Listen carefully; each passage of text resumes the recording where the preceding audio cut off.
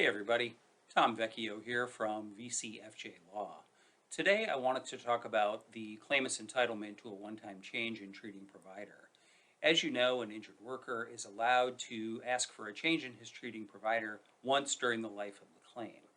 And this is one of the few areas in the law where the claimant has the ability to direct and control medical care. Because if the claimant makes his request for a one-time change in treating provider and the employer carrier does not respond within 5 calendar days, the claimant then gets to designate his treating provider. Now, the first DCA has told us that this is not 5 business days, but 5 calendar days. So you will see some requests for a one-time change filed on the eve of a long weekend or sometimes on the Wednesday before Thanksgiving. So I always tell my clients, be very, very careful about that 4:45 p.m. facsimile on the Wednesday before Thanksgiving asking for a one-time change in treating provider. So this can be problematic. So one of the ways to avoid that is through a technique that used to be a lot more relevant or important way back when injured workers were entitled to a one-time change for every specialty. It's not so important now, but I think it is still very, very valuable. And that is through what I call a preemptive offer. You can send a letter to the claimant saying, for example, your primary care provider was Dr. Anderson. If you want a one-time change in your primary care provider, we will authorize Dr. Baker. You can then say to the injured worker, your treating orthopedic surgeon is Dr. Clinton. If you want a one-time change in your treating orthopedist, the employer carrier will authorize Dr. Davis.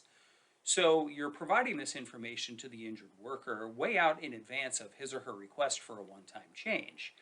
And I have not seen any response to that from the claimant's bar. I have not seen a claimant lawyer challenge the preemptive offer of medical care. What could they possibly argue? Judge, they gave us too much information too early and they broadcast their intent before we ever asked. That's a losing argument, and the attorneys who represent injured workers understand that. Like I said, this isn't as important as it used to be, but there are some unscrupulous lawyers who will try to gain that advantage by making the request before a long weekend or holiday season when a lot of people are out of the office. By sending that letter, you prevent that from ever becoming a problem. Some claimant lawyers have told me they think there is a way around it, but I have yet to hear a persuasive argument. So obviously you want to make sure that you're very careful about the physicians that you are offering. Make sure that those are doctors that you are confident with. But I think once you make that offer, then all bets are off, and I think the claimant is bound to treat with the doctors that you have offered. I think this is a good technique, and I think you will find it quite valuable. So let me know if you have any questions about this. I can help you formulate the letter. I've written dozens of them throughout the years. Now, this video, along with the other ones, are being archived on our YouTube channel.